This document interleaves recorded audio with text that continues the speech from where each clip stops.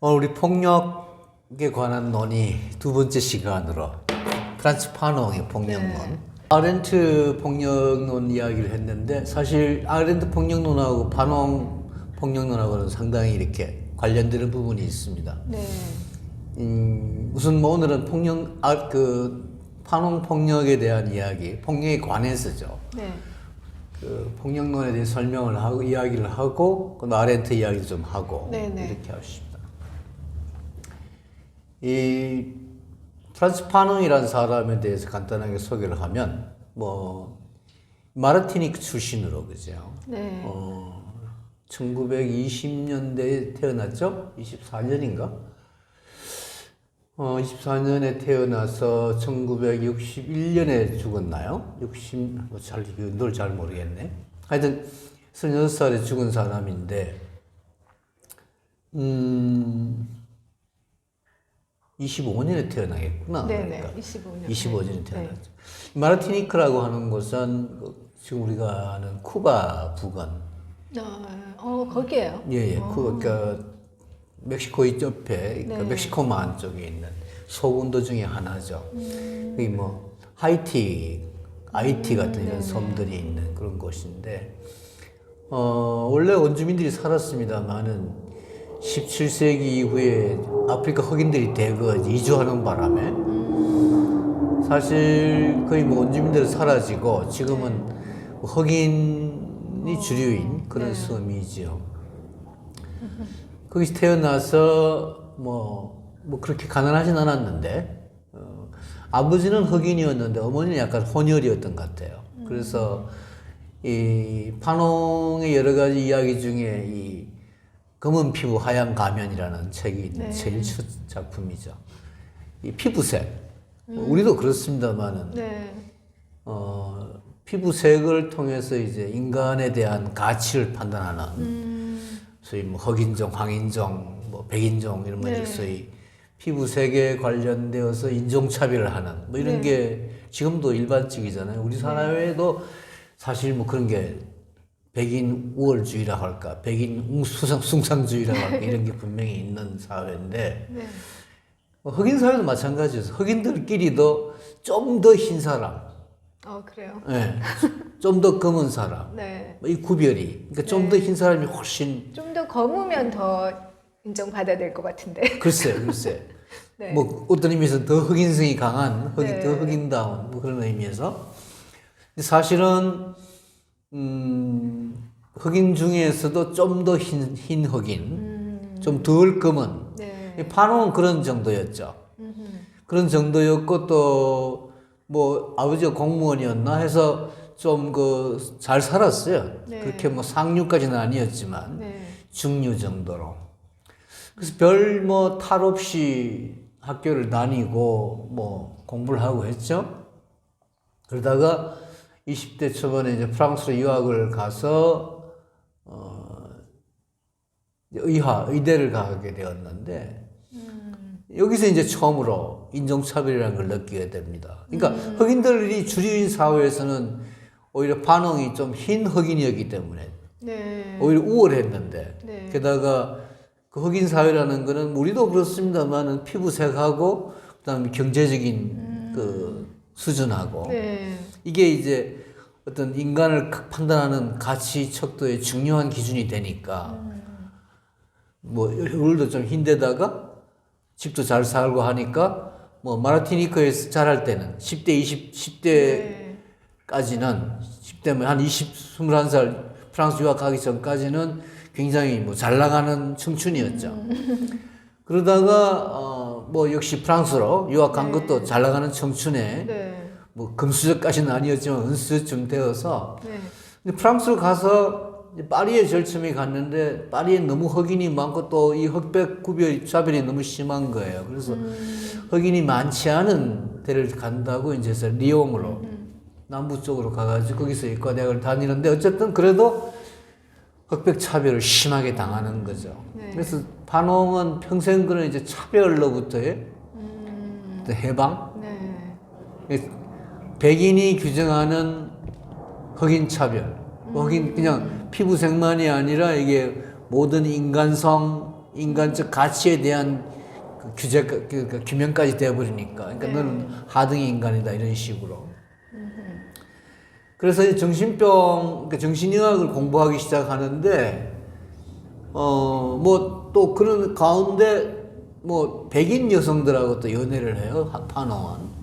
나중에 결혼도 한다네요. 결혼도 하죠. 백인 여성하고 아기를 낳기도 하고 또 그 여자를 뭐 버렸다고 할까 어찌든 간에.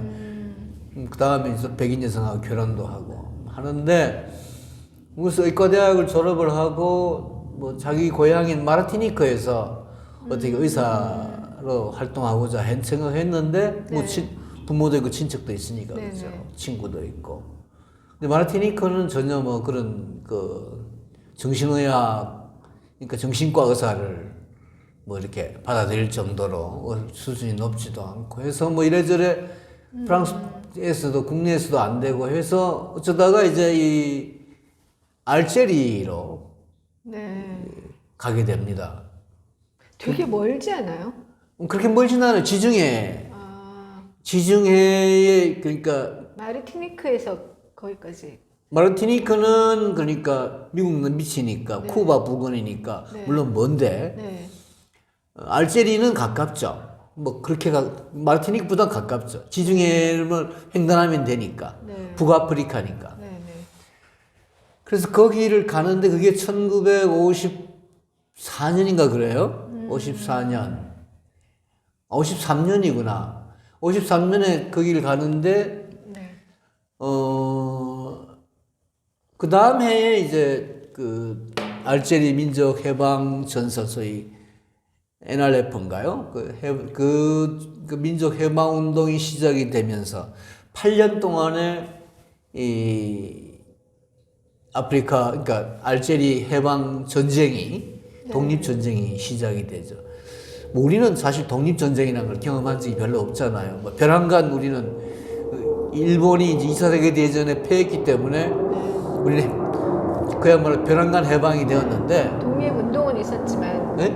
독립운동은 있었지만, 독립운동은 있었죠. 네, 독립운동이 있었지만은 그 말하자면 그 일본하고 조선 해방 독립군이 말하자면 맞붙어서 결사적으로 8년 동안 수십만 명이 서로 죽고 사는 이런 큰일이죠. 네. 처참한 전쟁을 벌인 적은 없죠. 네. 이 8년 동안 이제 그러니까 54년에 시작이 되어서 62년에 그 전쟁이 끝납니다. 8년 동안. 엄청난 긴 전쟁이죠. 뭐 우린 6.25 전쟁 뭐 3년 기억을 하는데 6.25 전쟁은 사실 초반에 조금 격렬했지만 상당 기간 휴전이었잖아요. 근데 이 알제리 전쟁 8년은 계속 전쟁이었던 거예요. 수십만 명이 죽고 부상당하고 뭐 몇백만 명이니까 알제리에서는, 알제리 측에서는. 근데 알제리 쪽에서는 사실 이 거의 말하자면 그 민간인들이 군인들이 아닌 민간인들이 아주 그냥 좀 낮은 그 원시적인 그런 무기를 사용해서 그 맞붙었는데 반면에 이 프랑스군은 그 당시 세계적으로 최첨단의 무기를 갖고 있는 최고의 어떤 군인들이었죠. 전쟁 전문가들이었죠. 전쟁 전문가들 그러니까 100만 명이 넘는 그 프랑스 군대가 거의 거의 집중을 했으니까요. 그게 이제 뭐 40만 밖에 안 되는, 알제리가 지금도 인구가 한 600만 명 정도밖에 안 되는 나라예요. 그렇게 크지 않은 나라죠.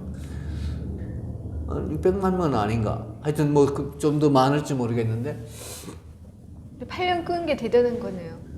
한 2천만 명 된다. 예. 그러니까 그런 전쟁을 하는 가운데 이제 말하자면 뭐 그런 알제리 민족 독립을 위해서 알제리 간 건 아니에요. 파농이. 직장을 찾아가다 보니까 알제리 정신병원에 취직하게 되었고, 그러는 가운데 이제 전쟁이 벌어진 거죠. 근데 그 전쟁의 명분이 옳다고 생각을 했어. 특히 이제 파농은 자신이 경험한 인종차별이라고 하는 것은 어떤 굉장히 말하자면 식민지 정복이라고 하는 또 폭력적 수단에 의해서 행해진 것이기 때문에 식민지 침략 자체가 폭력이다. 네. 이 폭력을 이기기 위해서는, 폭력을 극복하기 위해서는 폭력으로 맞설 수밖에 없다. 뭐 이런 네. 주장을, 그런 생각을 하면서 이제 그 전쟁에 참여를 하죠. 네. 적극적으로 참여하면서 결국은 이제 그 NRF라고 하는 이 NLF죠. NLF라고 하는 이 알제리 해방 운동의 대변인까지 하는. 네. 그러다가 뭐 이 이런저런 그 검은 피부 하얀 가면이라고 하는 것은 알제리에 가기 전에 쓴 책이고, 알제리에 가고 나서 이제 그 경험으로 책들을 쓰죠. 그 중에 뭐 아프리카 알제리 그 전쟁 5년이라든가 또는 뭐 아프리카 혁명을 향하여라든가 이런 책을 쓰고, 그 뒤에 이제 그 죽기 1년 한 1년 전쯤에 대지에 주받을 자들이라고 하는 그 책을 그 구술 형식으로, 말하자면 백혈병에 이미 걸려가지고 그 죽어가는 그런 상황에서, 그런 형편에서 그 책을 썼습니다. 뭐 파농의 폭력론은 뭐 간단히 말씀드리자면, 식민지 침략이라고 하는 것은 폭력이다. 폭력행위다. 네. 극단의 폭력행위다. 네. 이 극단의 폭력행위로 인해서 감히 그 파농이 전공하는 그 정신의학의 차원에서 봐도, 이 파농이 이제 그런 걸 특히 그 전쟁 전이나 전쟁 동안에 많은 그 정신병 환자들, 그 알제리인들을 이제 다루면서 이 사람들의 어떤 정신병력이 네. 어떤 그런 식민지라고 하는 상황에서 만들어진 그런 식민지라고 하는 어떤 폭력적 사회에서 네. 그런 정신병이라는 게 생겨날 수밖에 없었다라는 것을 이제 정신병 의사로서 이 사람이 알게 되는 네, 거죠. 네. 그래서 우리가 보통 이제 독립이라고 하면은 뭐 민족 독립 네. 뭘 이야기하고 어떤 정치적 독립만을 주장을 하는데, 이 파농의 경우는 정치적 독립만이 아니라 이 정신병이라고 하는 것을 다루는 정신과 의사로서, 네.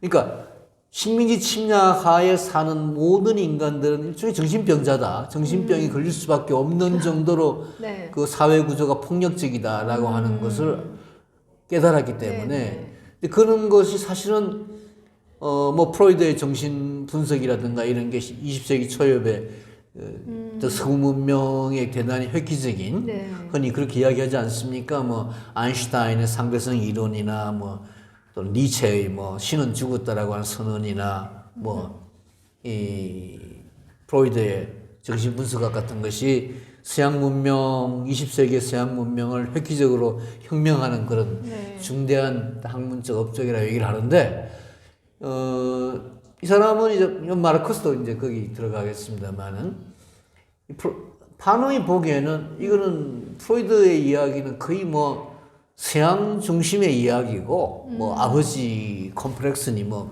오이디푸스 컴플렉스 하는 것은, 네. 그러니까 부자 관계, 모녀 관계, 뭐 엘렉트라 컴플렉스니 뭐니 하는 그런 가정사 차원의 어떤 정신병력, 정신병의 원인 규명 같은 것은 굉장히 좀 말하자면 부르주아틱한 그런 소시민적인 네. 서양 자본주의적인 어떤 차원의 논의이고, 파농이 보기에는 이 자기가 다룬 그런 정신병 환자들은 대부분 그런 가정적인 문제가 아니라 이 정치적인 문제, 사회적인 문제에서 이제 이런 사람이 광기에 휩싸이는, 정신을 네. 잃어가는 이런 현상을 봤기 때문에, 이 민족 독립이라고 하는 것이, 식민지 침략으로부터의 독립이라고 하는 것이, 해방이라고 하는 것이 이 사람에게는 그런 그 광기로부터의 해방, 인간성의 해방, 네. 인간 존재의 해방, 실존의 해방, 이런 식으로까지 이제 밑바닥에서 네. 깔리는 이야기로 나타날 수밖에 없는 거죠. 네네. 그래서 이 새로운 어떤 휴머니즘, 새로운 인간상, 네. 그런 결국 식민지 침략이라고 하는 폭력 구조 속에서 차별로 인해서 느끼는 그런 여러 가지 심리적인 어떤 갈등, 고뇌, 고민, 이것이 빚어내는 정신병이라고 하는 극단적인 어떤 인간 소외 현상, 인간 정신의 어떤 그 마비 현상, 파괴 현상 네. 이런 것을 식민지 침략이라고 하는 사회적 원인으로부터 찾아냈기 때문에 결국 인간이 인간답게 살려고 하면 식민지 침략을 중단시켜야 된다. 그것을 없애야 된다라고 하는 어떤 네. 논의까지 이 사람에게는 이어지는 거죠. 그래서 그냥 다른 나라가 우리를 침략했기 때문에 뭐 정치적으로 우리가 불행하고 경제적으로 뭐 침략을 당해서 경제적으로 착취당했기 때문에 경제적으로 우리가 문제가 되어서 우리가 독립한다 이런 주장이 아니라 네. 정신적으로 심리적으로 네. 인간이 그야말로 최저의 어떤 그런 수준으로 몰리는 게 그 인간을 그렇게 타락시키는 게 식민지 침략이기 때문에 이거는 그야말로 없애야 된다. 근데 없애는 방법으로 이 사람이 폭력을 뭐 두둔한 사람은 아니에요. 폭력을 막 미화한 사람도 아니고 폭력을 정당한 사람도 아니고 그런 극단적인 폭력을 이겨내기 위해서는 네. 폭력적인 방법밖에 없다. 물론 그 전에 이제 알제리에서도 뭐 파는 거 잘 알죠. 뭐 여러 가지 어떤 비폭력적인 방법으로 뭐 이 정치적인 뭐 개혁이나 뭐 이런 것들이 논의가 되고 조금씩 이제 실행되기도 했는데 그건 아무런 소용이 없었다. 네. 결국은 식민지 침략자를 몰아내야 되는데 폭력 외에는 몰아낼 방법이 없다라는 걸 이제 알제리로부터 알제리만이 아니라 그 전에 알제리 전쟁이 일어나기 전에 이미 베트남에서 이제 이 프랑스가 베트남 마찬가지 알제리처럼 네. 이 19세기에 식민지로 침략을 했는데 그 베트남에서도 이 말하자면 민족해방 전선이 시작이 되어 가지고 소위 인도차이나 전쟁이라고 하죠. 베트남 전쟁이라고 하는 것은 미국과 베트남의 전쟁이고 프랑스와 베트남 사람들과의 전쟁은 인도차이나 전쟁이라고 부르는데 그게 이미 이 알제리 전쟁 이전에 있었던 거예요. 그러니까 호치민이 그 전에 이미 네. 우리 호지명이라고 하는 그러니까 이 베트남 전쟁 또 그 앞에 쿠바 전쟁도 있었고 쿠바 독립 전쟁도 있었고 뭐 이런 식민지에서의 민족 독립 운동 내지 전쟁이 20세기에 들어와서 특히 1930년대부터 시작해서 계속적으로 이제 네. 발발하는 가운데 이 알제리 독립전쟁도 1954년부터 시작이 된 거죠.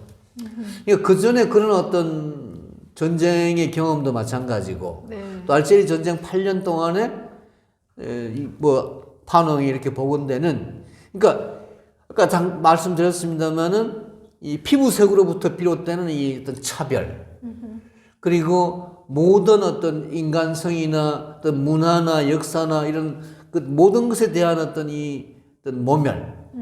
그러니까 이 뭐 그러냐면 피부색이 검기 때문에 뭐 아무것도 안 되는. 그러니까 차별이 되고 모든 데 차별, 경제적인, 정치적인, 사회적인, 문화적인 네. 모든 것의 차별, 역사적인 차별. 너희들 역사도 없다는 식으로 이야기를.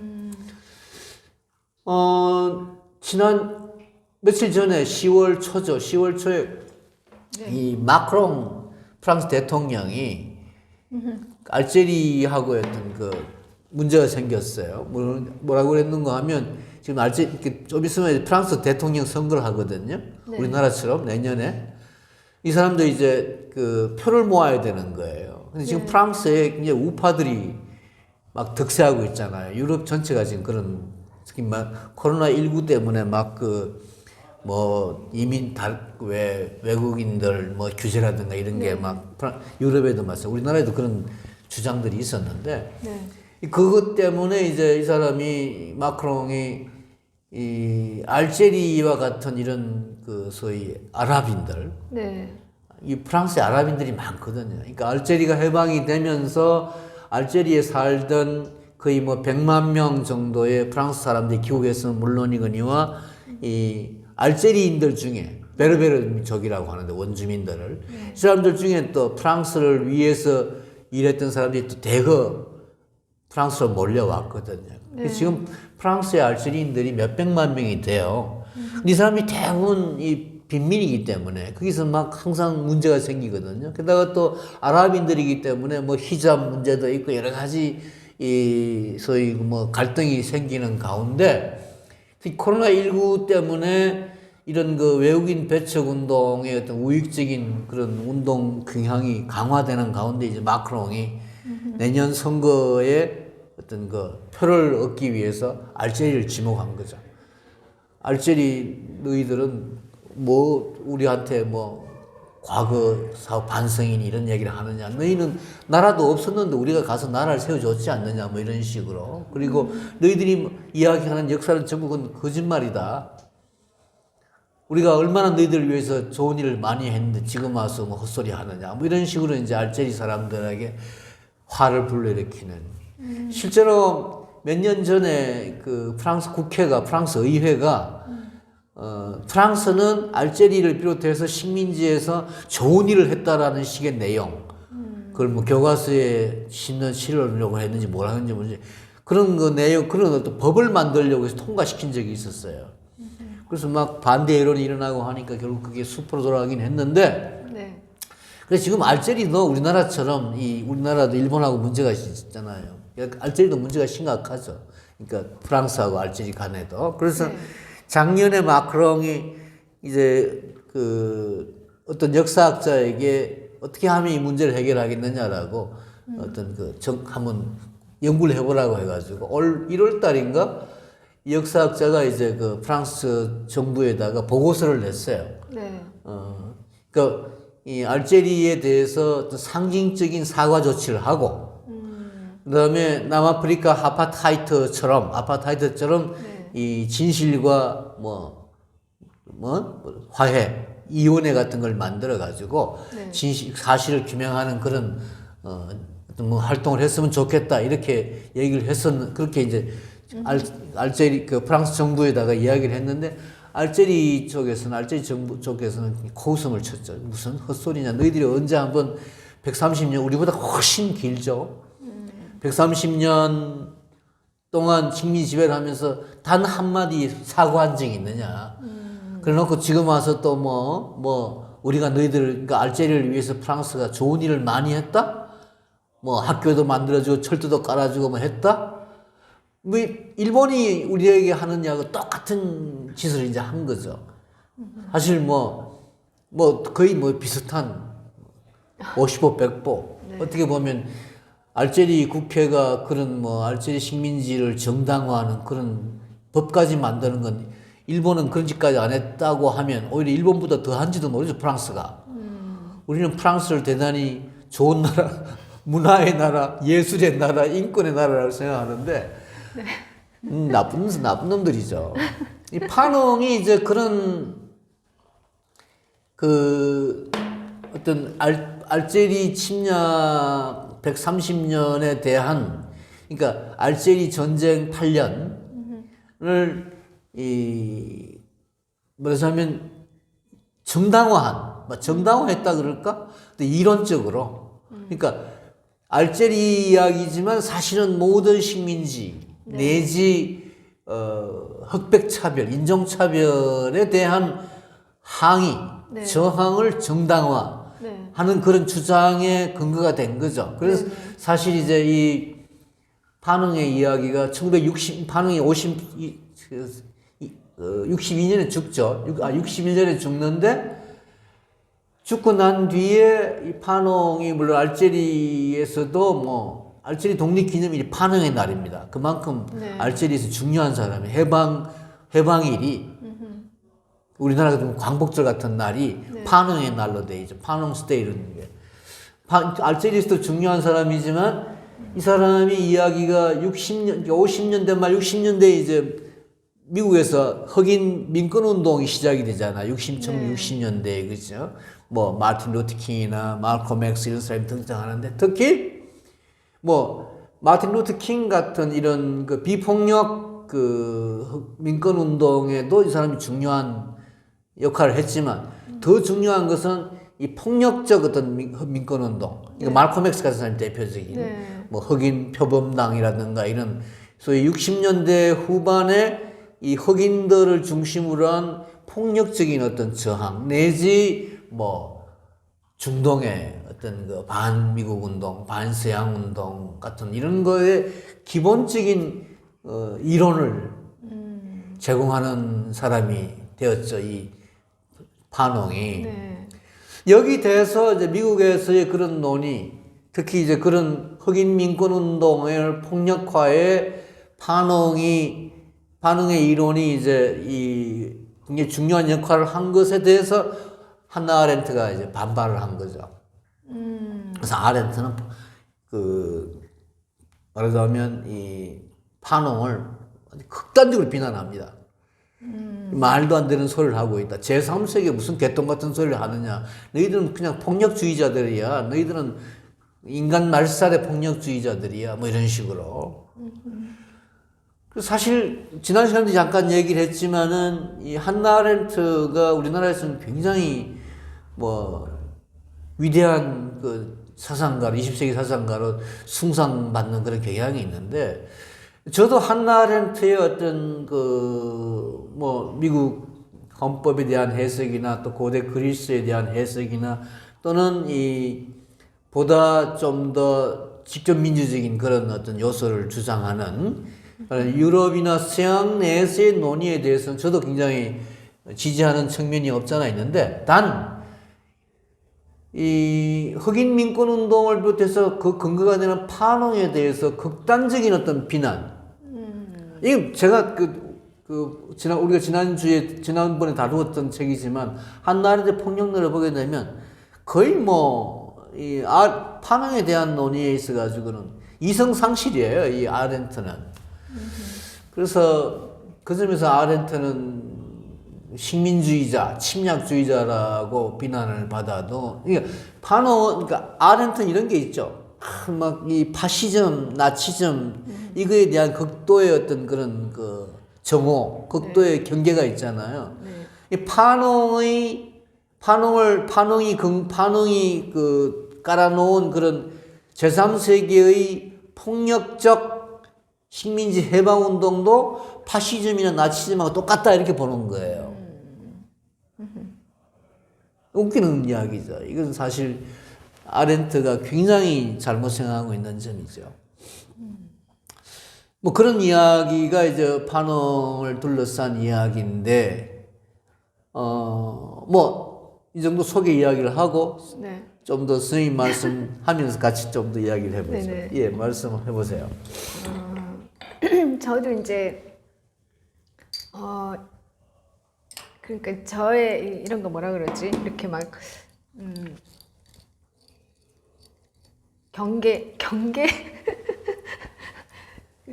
경계하는 주제인 이제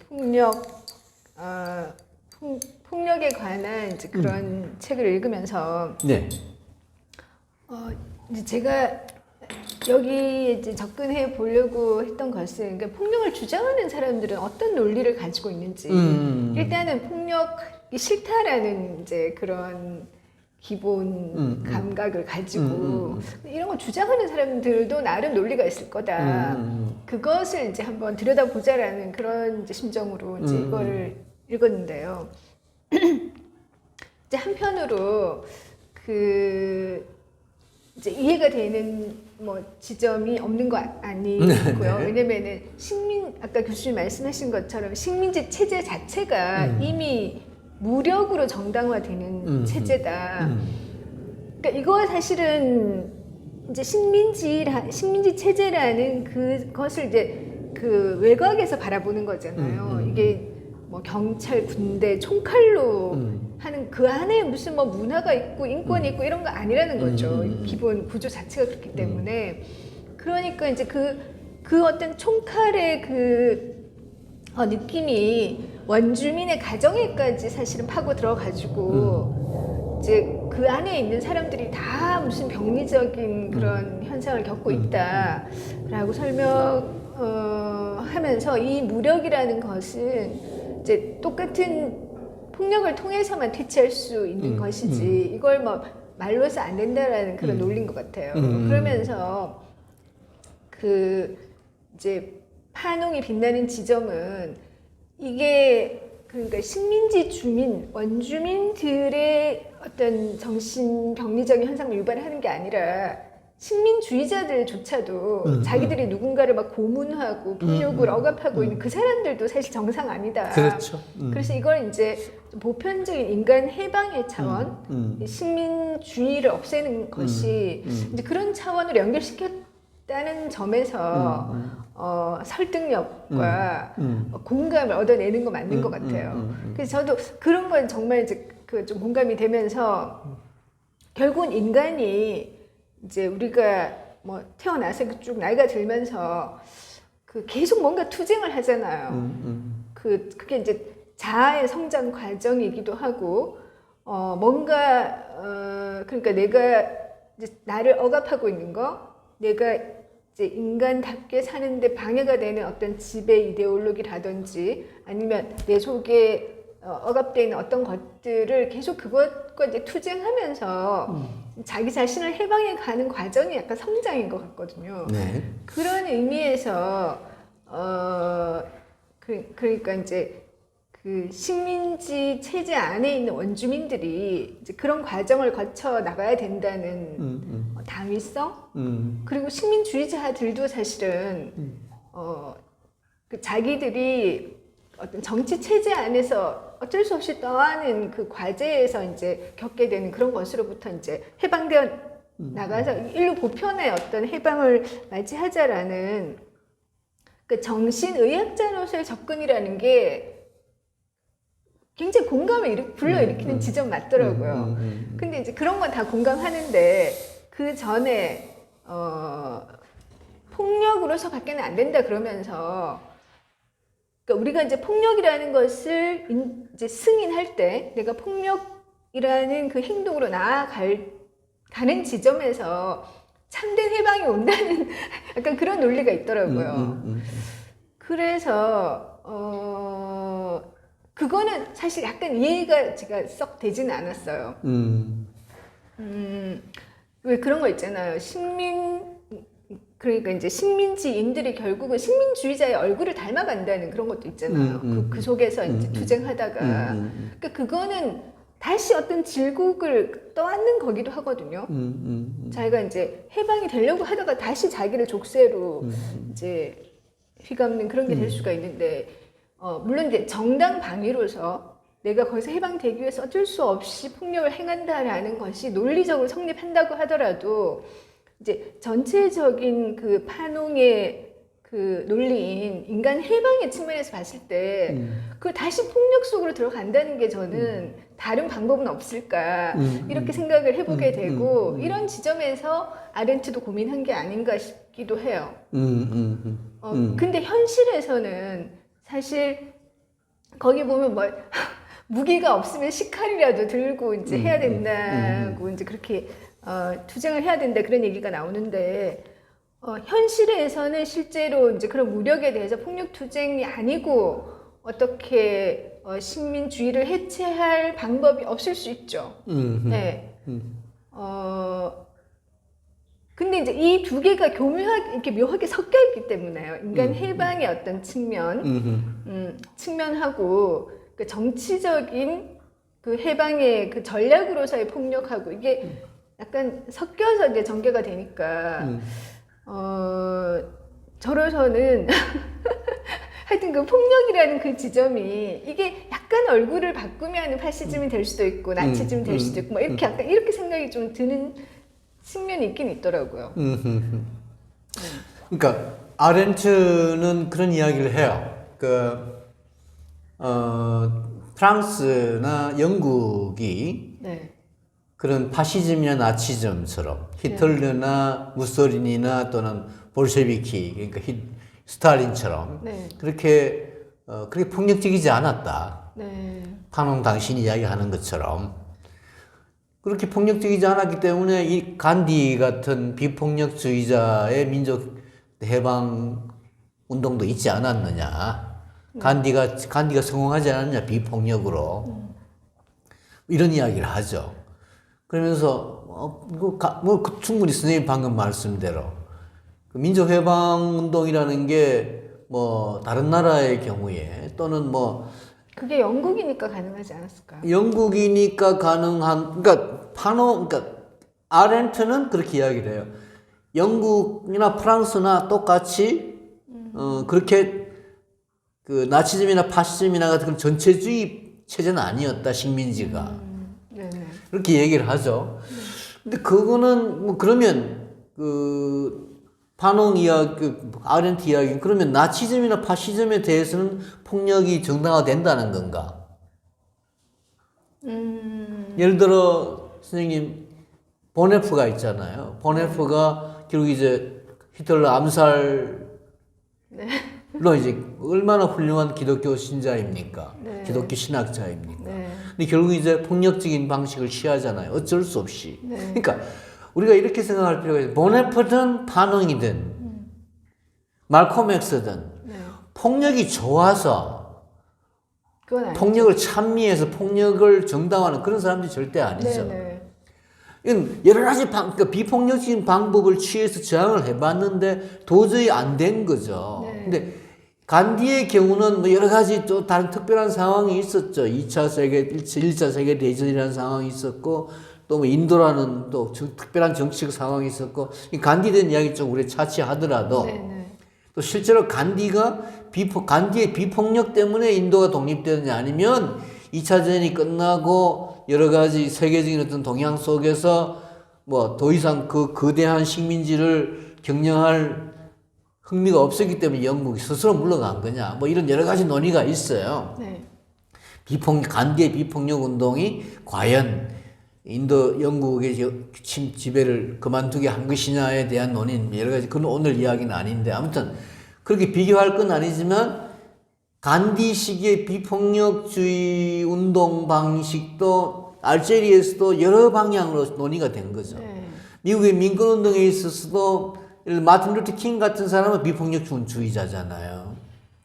그렇게 했죠. 그러니까, 알제리든 미국이든 뭐 어디든 간에. 네. 그런 비폭력에 대한 비폭력주의적인 운동 방식은 항상 시도가 되는 겁니다. 네. 그걸 무시하고 비폭력 운동으로 나아간 건 아니고, 네. 알제리도 마찬가지였고. 네. 근데 프랑스든 영국이든 그런 비폭력에 대해 비폭력 운동에서 끽도 하지 않은 거죠. 거기에 대해서는 뭐, 오히려 철두철미, 물론 자기들도 그런 이야기를 하죠. 국회의원 선거를 통해서 당신들의 식민지의 정치적인 어떤 의견을 듣겠다라든가, 뭐 경제적인 평등의 수준을 어느 정도 제고시키겠다든가, 이런 이야기를 항상 했지만, 실적으로는 그건 아무것도 사탕 발림밖에 안 되었고, 문제가 해결되지 않으니까, 결국 이제 그런 어쩔 수 없이 폭력운동으로 폭력화로 나아갈 수밖에 없었다는 게 이제 판홍의 입장이고, 네. 저도 선생님, 그 폭력주의를 인정하는 사람이 비폭력주의자, 저 자신 그렇게 생각을 하는 사람인데, 그러니까 도저히 말하자면 비폭력적인 방식으로는 어쩔 수 없었기 때문에, 네, 그러니까 이제 이게 폭력이라는 주제를 그 제국과 식민지라는 장으로 옮겨 놓으니까 폭력이라는 게 상당히 또 어쩔 수 없이 이것은 불가피하다는 좀 느낌이 들긴 하더라고요. 그렇죠. 그래서 네. 이게 가장 극단적인 경우죠. 네. 예. 그런데 이제 거기에서 그러니까 이게 좀 차원이 다르게 뭐 우리가 뭐 가정 폭력이라던가 개인의 결단에 의해서 해결될 수 있는 혹은 사회 구조 이런 정도가 아니고 이거는 너무 이제 좀 큰 체제적인 문제라서 이제 오히려 폭력이라는 것을 이제 이렇게 좀 승인하기가 좀 더 용이해지는 그렇죠. 장인 것 같아요. 이게. 극단적인 경우죠. 네네. 이제 그래서 그렇기는 한데 우리가 그러니까 이제 내가 폭력 투쟁을 이제 인정한다고 할 때 이건 좀 이상한 생각이지만 이런 생각을 하게 되더라고요. 우리가 이제 그 한국 상황에서도 뭐 이렇게 일제 시대 때 독립 운동을 하고 그런 거 다 이제 무력적인 이제 그런 거 결합되어 있는 거잖아요. 그래서 그런 측면에서 이제 개인의 그러니까 실존적인 결단에 이제 문제 봉착했을 때 폭력을 지지할 거냐 안 할 거냐 아니면 내가 폭력 행동에 나설 거냐 아닐 거냐 이런 거를 이제 생각해 볼 때 이제 폭력을 지지한다는 거는 그 생명의 위해가 이제 오는 걸 이제 인정하는 거잖아요. 그렇죠. 내가 죽을 수도 있다. 라고 생각하는 건데 제가 여기서도 좀 열심히 보기에 파농이 이제 폭력을 지지할 때 그럼 자기가 그러면 그 폭력에서 죽어도 된다고 생각할 수 있어야지 남에게도 폭력적으로 해라고 할 수 있는 거잖아요. 그렇겠죠. 네. 예. 근데 그런 측면에서 내가 폭력하다가 죽거나 내가 죽임 당하는 그것을 허용할 수 있을까를 생각해 봤을 때 그게 이제 급박한 상황에서의 정당 방위가 아니라면 식민지 상황에서 하여튼 살아남을 수도 있잖아요. 계속 이제 좀 굴욕적으로 버티면서 예. 해방될 때까지 한번 기다려보고 예. 나는 그래도 살겠다라고 예. 할 수도 있고 내가 진짜 독립운동을 하느라고 이제 총 들고 나갔다가 내가 맞아 죽을 수도 있잖아요. 근데 뭐 일제시대로 생각하면은 지식인들이 뭐 학도병원 이제 뭐 징병 가는 거를 이렇게 막 그러니까 조장하는 그런 글도 쓰고 이런 거는 친일이라 그래서 이제 나쁘다고 되어 있잖아요. 근데 이제 폭력에서 자기가 빠져 있다는 거 그런 측면에서 내가 죽을 각오하고 내가 이제 이렇게 이제 폭력을 지지한 글을 쓴 사람이 정말 그 자기가 지지한 그 폭력에서 죽임 당했으면은 약간은 그래도 판홍은 그걸 감수한 사람이죠. 나가긴 나갔죠. 그렇죠. 네. 판홍은 뭐 직접 죽음을 각오하고 산 사람이고 수많은 죽음의 위협을 느낀 사람이고 말하자면 당한 사람이고 뭐 여러 차례 암살 시도가 있었고 그럼에도 불구하고 항상 그 최전선에서 싸운 사람이고 그러니까 뭐 자기는 몸을 피하면서 폭력을 조장하는 그런 비겁한 인간은 아니었죠. 판홍의 경우는. 그리고 판홍은 그런 걸 굉장히 또 싫어했을 사람이고, 그건 판홍에 대한 비난이 될 수가 없는 것이고, 선생님이 말씀하신 그런 일제시대 때의 뭐 그런 좀 비열한 그런 뭐 사람들, 폭력을 조장한 이런 사람들에 대한 비난은 충분히 말씀하신 대로 비난받아 마땅하지만, 판홍의 경우는 그런 건 아니고. 네. 근데 폭력이 항상 이런 이제 제가 이게 너무 폭력에 대한 전체적으로 그런 뭐 논의가 많이 있겠지만 이거는 좀 사소한 저의 이제 마음 속에서 궁금한 거지 여쭤보는 건데요. 내가 죽을 수도 있지만 남도 죽게 하는 거기도 하거든요. 그러니까 그렇죠. 살인, 그렇습니다. 간접 살인을 조장하는 거기도 그렇습니다. 하거든요. 예. 남을 죽여라고 하고 또 너도 죽을 수 있어라고 하는 가능성을 다 가지고 있는 것이 폭력을 둘러싼 그렇네요. 이제 그런 거잖아요. 그래서 그런 것까지 다 이제 용납이 되어야지 되는 거거든요. 예를 들어서 나도 죽을 수 있어. 그리고 내가 내 이론을 가지고 누군가 적용해서 그 사람도 죽어도 같이 있는 거야. 또 그 사람이 남을 또 죽이잖아요. 그러면 그 죽임 당하는 그것도 타당해. 라고 이 모든 폭력적인 상황을 다 내가 용납이 되어야지만 폭력을 주장할 수 있을 거란 말이에요. 그렇죠. 이제 옳다. 그러니까 식민지 침략을 없애기 위해서는 맞서는 것이 옳다. 무기를 들고 맞서는 것이 옳다라는 대의명분이 분명히 있는 거죠. 네네. 그 대의명분은 뭐 간호의 절대적인 거고. 네. 그러니까 그것을 전제로 해서 이제 폭력 이야기를 하는 거죠. 네. 무장 독립운동을 해야 된다. 결국 무기를 들고 나서야 된다. 네. 우리 민족의 장래, 민중의 장래를 위해서, 미래를 위해서는 우리가 같이 싸울 수밖에 없다. 이 전쟁에 나서는 것과도 마찬가지죠. 네. 그러니까 이제 뭐 그 전쟁에 대해서 전쟁이 일어났다 하더라도 예를 들어 뭐 이 비무장주의자들, 그러니까 비폭력 평화주의자들은 군대를 안 가려고 하거나 또는 군대를 가도 총을 들려고 하지 않는 사람들이 있잖아요. 충분히 있을 수가 있죠. 또 그게 예를 들어 기독교의 경우에 이제 예수님의 비폭력, 뭐 왼뺨 오른뺨 이야기, 그런 이야기도 되는데 저는 뭐 예수님의 그 비폭력주의에 기본적으로 찬성하는 사람이고 또 이 마틴 루터 킹이나 간디나 이런 사람들의 비폭력 운동에 동의하는 사람이지만 그러나 이 마틴 루터 킹이나 간디의 경우에서도 그러니까 절대적인 비폭력을 주장했느냐? 아마 그렇지는 않아요. 그러니까 어쩔 수 없는 경우에 도저히 이건 어쩔 수 없는 경우에는 맞설 수밖에 없다라는 주장이 그 사람들에게도 있고